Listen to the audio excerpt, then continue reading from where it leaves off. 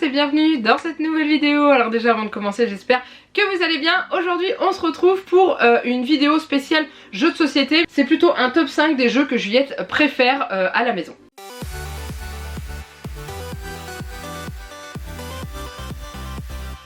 Donc voilà, je voulais vous faire un peu une vidéo regroupant des choses que Juliette aime, parce que vous êtes quand même pas mal à me demander des idées de cadeaux pour Noël, pour vos enfants, parce que vous ne savez pas trop quoi leur conseiller ou quoi leur proposer à mettre sur leur liste.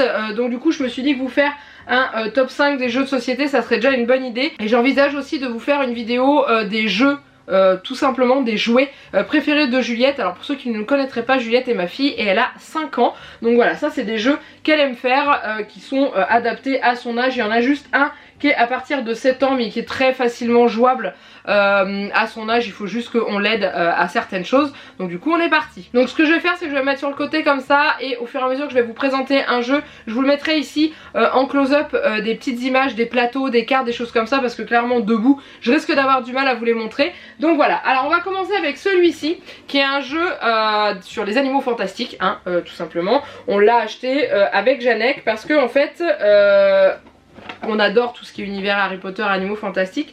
Et aussi il était indiqué à l'arrière qu'il y avait une possibilité de commencer à jouer à 4 ans. Alors sur le devant de la boîte il y a marqué 7 ans et demi, 12 ans et demi. Et en fait à l'arrière de la boîte vous avez à partir de 4 ans où vous avez un jeu qui est très très simple. Alors désolé parce que l'arrière est dans ce sens là et l'avant est comme ça, je l'ai pas bien refermé la boîte, bon c'est pas grave.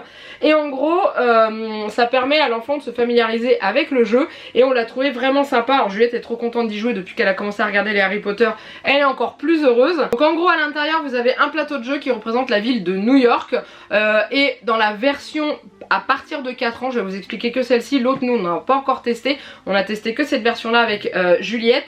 En gros vous mettez des jetons retournés sur chacun des points clés du plateau, et ensuite vous avez juste à lancer le dé et faire avancer votre personnage, et quand vous arrivez sur un lieu vous retournez le jeton. Si il s'affiche dessus l'un des 5 symboles qui est en bas du plateau, mais vous le posez et ça ne vous fait rien. Par contre si vous affiche un animal fantastique, vous récupérez la carte de l'animal, et ensuite celui qui arrive à 3 animaux fantastiques capturés gagne la partie. Voilà, c'est tout simple, c'est vraiment adapté pour les plus petits. Et après vous avez un autre à partir de 7 ans, donc ça il faut qu'on le teste avec Jalek, mais on voudrait y jouer avec des amis parce qu'à 2 ça risque d'être un petit peu ennuyant. Et ensuite vous en avez un autre qui est à partir de 12 ans, je vous le dis clairement, j'ai même pas lu la règle, ça m'a l'air d'être vachement compliqué. Mais c'est vraiment un jeu qui est sympa parce que du coup vous pouvez commencer à jouer avec à partir de 4 ans avec vos enfants, et vous pouvez jouer jusqu'à l'âge adulte, jusqu'à indéfiniment. Et du coup bah, je trouve que c'est un bon investissement et on l'avait pas payé trop cher. Tous les jeux que je vais vous montrer, si j'arrive à vous trouver des liens à Amazon ou d'autres liens et tout, je vous les mettrai en dessous de la vidéo, vous puissiez les retrouver assez facilement, sachant que celui-ci on l'avait acheté chez Jouet Club. Alors ensuite, un autre inconditionnel de Juliette en ce moment, c'est le Qui est-ce. Alors j'ai découvert grâce à vous que nous avions la version voyage, c'est-à-dire qu'on a une version, on n'a pas la version avec les plateaux qui se posent sur la table qu'on ouvre, nous on a celle qui est debout. Donc là celle-ci je vais pouvoir vous la montrer comme ça parce que c'est très facile. Donc en gros voilà, on a cette version là. Je savais pas que, enfin quand je l'ai acheté je pensais qu'ils avaient juste changé le format de présentation, et en fait non, vous avez été plusieurs à me dire que c'était la version de voyage parce qu'il n'y avait pas de risque de perdre les cartes. Donc en gros voilà ce que ça donne. Voilà, vous avez les personnages et en haut vous les avez, donc vous avez une petite molette qui bouge là pour pouvoir choisir le personnage que vous voulez. Donc vous avez une pour le bas, une pour le haut. Pareil de l'autre côté, vous avez de quoi compter les points juste ici. Et ensuite vos cartes, elles sont recto verso, mais alors clairement la carte des animaux on joue très peu avec parce qu'elle est pas très très claire. Il y a des en général quand on joue au Qui est-ce, pour ceux qui ne connaîtraient pas, on demande voilà, est-ce que ton personnage a quelque chose sur la tête ou a les cheveux de telle couleur et tout. Et en fait dans les animaux on a des animaux avec plusieurs couleurs et tout ça, donc on a un peu plus de mal. Mais la version avec les personnages, Juliette adore, on y joue régulièrement et elle a très bien compris le fonctionnement. Il y a marqué à partir de 6 ans, elle a commencé à y jouer, elle avait pas tout à fait 5 ans, on a commencé je crois en été, il me semble, ou même avant, on y a joué pendant le confinement, le premier, parce que là au moment où vous voyez cette vidéo on est dans le deuxième, mais elle y a joué pendant le premier confinement et elle a très bien compris comment ça fonctionnait. Voilà, au début on jouait avec elle à côté en soutien pour l'aider, et après il y avait plus trop de soucis, et franchement c'est un jeu qui est sympa parce que ça favorise vachement le vocabulaire de l'enfant, ça le fait réfléchir stratégiquement un petit peu quand il est face au personnage, donc dire voilà quelle question je vais poser, lequel il m'en reste le plus et tout. Et franchement elle se débrouille très très bien et elle a quand même gagné beaucoup de parties. Donc voilà, donc c'est vraiment un jeu qui est sympa. Vous êtes beaucoup à m'avoir dit que vous alliez le prendre à Noël, et ben je vous dis foncez. Il en existe un en version Monsieur Madame, je l'ai vu en magasin mais on l'a pas acheté parce qu'on avait déjà celui-là, mais il a l'air d'être sympa aussi comme version. Alors ensuite on continue avec le Dragon Glouton. Donc ça c'est un jeu qu'elle a demandé à Noël dernier. Donc c'est un petit dragon, je vais vous le sortir, après je vous le mettrai en close-up pour le fonctionnement parce que il faut être dans un lieu assez sombre et là je tourne en plein jour donc du coup voilà. Mais voilà ce petit bonhomme, ce petit dragon qui en gros à l'intérieur de son bidon a plein de petits objets comme ceci, voilà. Et en gros une fois qu'il est allumé, vous passez votre main devant sa corne, il a une petite lumière qui est juste là en fait, qui s'allume à l'intérieur et qui vous permet de voir ce qu'il y a dans son ventre. Et une fois que la lumière s'éteint, la corne prend une couleur, donc soit rouge, soit bleu, soit jaune, soit verte ou toutes les couleurs, c'est à dire qu'elle change de couleur tout le temps et vous devez retrouver la couleur correspondante à l'aveugle. La main que vous ouvrez, vous mettez la main et vous cherchez, si c'est une couleur précise vous devez retrouver la couleur précise, s'il clignote en multicolore vous prenez la couleur que vous voulez. Et ensuite vous avez aussi le moment où quand vous passez votre main devant son nez, là il se met à grogner et il fait il est pas content, il veut pas du coup allumer. Et résultat des courses vous devez prendre un bijou, c'est des bijoux. C'est des trésors et en gros vous devez le prendre chez votre voisin, donc en général vous prenez celui qui en a le plus. Celui qui arrive à 3 trésors récupérés gagne la partie. Alors nous des fois on a tendance à changer les règles. Par moment quand on lui ouvre la bouche il se met à rôter, donc des fois on dit qu'au moment où il rote on doit rendre un trésor, comme ça ça fait durer la partie un petit peu plus longtemps et ça devient un petit peu plus rigolo. Le seul inconvénient c'est qu'il faut y jouer dans une pièce sombre, donc nous en général on y joue quand c'est la période hivernale en fin de journée parce que du coup on n'allume pas les lumières et comme ça on peut y jouer, et en été on a tendance à fermer un peu les volets, mais voilà, parce que si vous êtes en plein jour le passage de la main devant sa corne ne fonctionne pas très bien parce qu'il a 2 détecteurs là et vous voyez rien à l'intérieur en fait, même avec la lumière allumée vous voyez rien, vous avez le reflet, voilà, mais il est vraiment sympa, il est mignon, il a des bruits très mignons, donc voilà, on est content et Juliette l'aime beaucoup. Ensuite, un autre jeu que j'ai découvert chez une amie, chez mon amie, chez qui je suis partie en vacances en Auvergne, qui s'appelle Gold Armada. Donc je vous ai déjà présenté le 1000 sabords dans une vidéo, je vous remets le lien là si jamais vous ne l'avez pas vu. Juliette aime beaucoup le 1000 sabords mais je ne vous l'ai pas ressorti parce que je vous en ai déjà parlé. Le but c'était pas de vous en reparler à nouveau, donc je vous mets le lien là si jamais vous voulez aller voir, ça vous donne une idée en plus.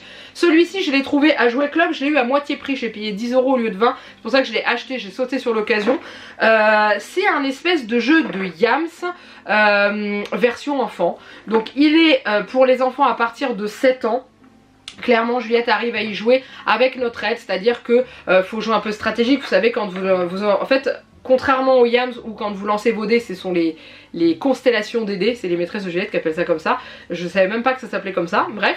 Et en fait celui-ci c'est des dessins sur les dés au lieu que ce soit des chiffres ou des constellations ou des points, enfin bref ce que vous voulez. Et le but c'est de réussir à faire des soit 2, soit 3, soit 4 fois les mêmes, 5 fois les mêmes. Après vous avez le full, vous avez le carré, vous avez le... je sais plus lequel autrement.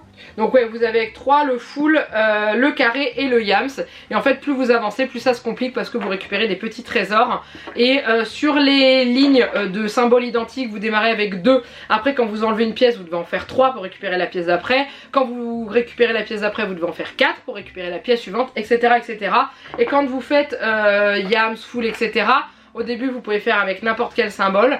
Quand vous récupérez une pièce vous avez moins de choix au niveau des symboles, etc. etc. C'est un jeu qui est vraiment sympathique. Le plateau de jeu est très original parce qu'il est rond et c'est vraiment un jeu qui est très rigolo. Et en fait le jeu s'arrête tout simplement quand soit vous avez récupéré toutes les pièces de trésor sur le jeu, soit quand vous avez pris toutes les têtes de mort. Donc les pièces têtes de mort c'est quand vous n'avez aucune autre solution. Quand vous faites un Yams vous barrez une case, là vous n'avez pas de solution, vous prenez une tête de mort. Voilà. Et c'est un jeu qui est vraiment super sympa et est rigolo et clairement on s'amuse bien avec. Voilà. Et ensuite j'en viens au dernier jeu qui est un gros coup de cœur que Juliette adore, déjà parce que ça parle de loup, c'est un de ses personnages de livres préférés. Pour ceux qui ne connaîtraient pas, c'est Ozu qui fait ça, en gros c'est la suite de Petit Loup entre guillemets, c'est Lou. Elle avait eu ça à son anniversaire à ses 4 ans, c'était une de ses grand-mères qui lui avait offert ça, et en gros c'est le tour du monde de Lou, donc ça s'apparente un peu au livre qui existe déjà chez toujours Ozu, hein, où en gros Lou part faire le tour du monde, etc. Il envoie des cartes à ses amis. Là c'est un peu le même système. En gros vous avez un plateau de jeu, c'est un planisphère, hein, donc à plat, vous avez tous les pays, enfin surtout les continents qui sont représentés. Chaque continent a une couleur différente et il y a quelques pays d'inscrits dans ces continents. Et ensuite vous jouez, en fait c'est un jeu, vous avez un seul personnage à déplacer sur le plateau, mais vous jouez chacun pour vous. Donc en gros vous avez Lou, c'est une espèce de petite figurine en métal qui d'ailleurs chez nous a un peu de mal à tenir debout parce qu'à force d'être joué et d'être déplacé sur le plateau est un peu tordu. Et en gros vous avez des cartes postales à distribuer dans tous les pays. Donc vous avez je crois 25 cartes postales. Nous on y joue à 2, donc pour y jouer à 2 c'est pas compliqué, on choisit une carte au hasard, c'est le pays de départ de Lou, et ensuite on distribue les 24 autres cartes, donc 12 chacun, et notre but c'est de déplacer Lou pour aller poster les cartes postales dans les pays respectifs. Donc chacune des cartes est entourée de la couleur du continent où se trouve le pays, donc c'est plus facile à repérer pour l'enfant. Et ensuite vous avez aussi le dessin qui est sur la carte postale de Lou et le même qui est représenté sur le planisphère, comme ça ça permet à l'enfant vraiment de chercher et de retrouver facilement le pays. Et ensuite c'est un jeu de dés, donc vous lancez sur le dé, vous avez plusieurs faces, mais c'est pas un dé classique, vous avez 1, 2 et 3 pour avancer. Vous avez la face où il n'y a rien dessus, ça veut dire que vous n'avancez pas. Vous avez la face avec les points d'interrogation qui elle correspond aux cartes actions qui sont sur le plateau. Donc en gros vous piochez une carte, vous lisez ce qu'il y a écrit dessus. En général ça vous dit de soit d'échanger vos cartes avec votre adversaire. Donc vous quand il vous en reste une et que l'autre en face il lui en reste 5, bah, vous récupérez 5 cartes, vous lui en donnez une. Vous voyez il y a ça, il y a donner une carte une seule à un adversaire, en récupérer une autre, aller au pays dans le pays qu'on veut, avancer d'une case supplémentaire, rejouer, etc. etc. Vous avez plein de cartes différentes, donc ça c'est sympa. Et en gros celui qui gagne c'est le premier qui arrive à vider toutes ces cartes, à poster toutes ces cartes. Donc sur le plateau vous avez la petite boîte à lettres représentée par une case où vous posez vos cartes dessus. Chacune des cartes a un texte écrit par Lou et c'est sympa et c'est rigolo à lire. Vous avez une version simplifiée au démarrage pour les enfants plus petits, c'était la version qu'on utilisait pour Juliette. Voilà, donc en fait il y a une version, j'ai ressorti le mode d'emploi pour vous le dire, mais en gros il y a une version pour faire un jeu coopératif, c'est à dire qu'au début quand on fait des jeux de société avec les plus petits, on fait pas l'un contre l'autre, on joue ensemble pour gagner ensemble ou perdre ensemble, ce qui était le concept du petit verger qu'on avait pour Juliette. Non, mon premier verger c'était, je vous remets le lien, j'avais fait une vidéo où je vous avais présenté justement les jeux de société que Juliette aimait, je crois que c'était à ses 3 ans, donc du coup je vous remets le lien. D'ailleurs il y a des jeux avec lesquels elle joue encore, et en gros là vous avez la variante donc pour que le jeu devienne coopératif. Vous tirez 6 cartes postales au hasard et la première sera le pays de départ de Lou, et les 5 sont mis devant tous les joueurs et on a 10 tours pour réussir à poster toutes les cartes. Donc soit on y arrive, soit on n'y arrive pas. On y joue régulièrement. Ils mettent qu'il faut à peu près 10 à 15 minutes pour y jouer. Nous en moyenne on prend un peu plus parce qu'on a tendance à lire les cartes et tout, et je laisse vraiment Juliette faire et se débrouiller seule, trouver, elle prend le temps. Maintenant elle commence à déchiffrer, donc elle commence à lire tout doucement. Du coup maintenant elle essaye de retrouver les pays par leur écriture qu'il y a sur la carte, parce que sur les cartes pays vous avez le nom du pays qui est inscrit, et du coup elle essaye de lire ce qui est écrit au niveau du pays et de le retrouver avec la couleur bien sûr sur la carte. Et voilà, donc on passe vraiment de bons moments, il est vraiment sympa ce jeu. Si vous avez un enfant qui est fan de cette licence de Lou, qui aime ce personnage, je pense qu'il appréciera ce jeu parce qu'il est vraiment sympathique et puis voilà, ça reste Lou et c'est trop mignon. Alors voilà, j'ai fait le tour des 5 jeux favoris de Juliette. Après elle en a d'autres, mais je me voyais pas vous amener toute la pile de jeux. Mais en gros elle aime bien le jeu des échelles, ça je l'avais acheté chez Aldi, mais on le trouve un peu partout, pas forcément la même marque, mais ça se trouve partout. Elle aime bien également le SOS Ouistiti qu'elle avait eu justement à son son anniversaire à ses 4 ans, elle y joue beaucoup. Elle aime bien aussi les jeux de cartes, donc vous savez tout ce qui est memory, jeux de famille, un que je vous avais présenté déjà il y a 2 ans au niveau de ses cadeaux, enfin de ses jeux de société préférés, c'est le jeu de cartes des pompiers qu'elle aime beaucoup, etc. etc. Voilà, je lui avais fabriqué un petit support à cartes en tissu rapidement pour que quand on joue à des jeux de cartes comme ça et qu'elle en a plein les mains, bah, qu'elle puisse les poser dedans et que ce soit plus facile pour elle de jouer et de pas se galérer avec ses cartes, et du coup bah, elle prend beaucoup plus de plaisir à jouer comme ça. On a également le double junior à la maison, alors elle y arrive mais elle n'est pas encore assez rapide pour repérer les dessins, donc en général quand on joue avec elle on prend vraiment notre temps pour récupérer la carte ou poser la carte qu'on a à mettre pour lui laisser le temps de réfléchir, et je pense qu'avec de l'entraînement ça va venir tout seul et elle pourra défier ses tatas de cœur, comme je dis les filles si vous passez par là. Parce qu'elle commence à y arriver de mieux en mieux, et nous on est des fans de double et on adore, on est même méchants quand on joue au double parce qu'on se tape sur les doigts pour poser les cartes.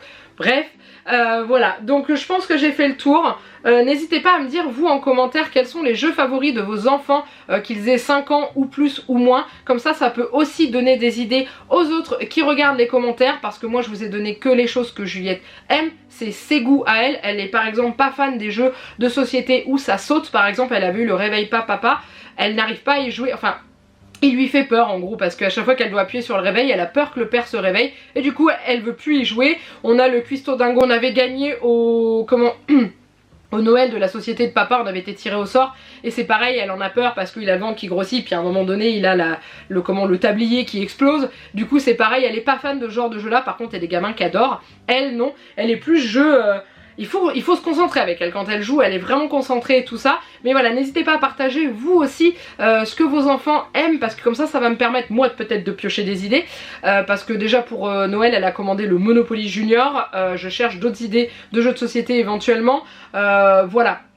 N'hésitez pas, et puis je vous dis comme ça fait un partage pour tout le monde et vous pouvez voir. Dites-moi si vous dans ces jeux là il y en a que vous avez et que vos enfants détestent ou vos enfants adorent. Est-ce qu'il y a des jeux dedans que vous ne connaissiez pas, que vous êtes tenté d'aller prendre et d'offrir à vos enfants? Voilà, comme d'habitude on échange, on rigole, on papote et c'est ce qu'il y a de mieux. N'oubliez pas de liker cette vidéo si vous l'avez aimé, n'oubliez pas de vous abonner à la chaîne si ce n'est pas encore fait, et moi il me reste plus qu'à vous faire plein de gros bisous et je vous dis à très bientôt dans une prochaine vidéo. Bye bye.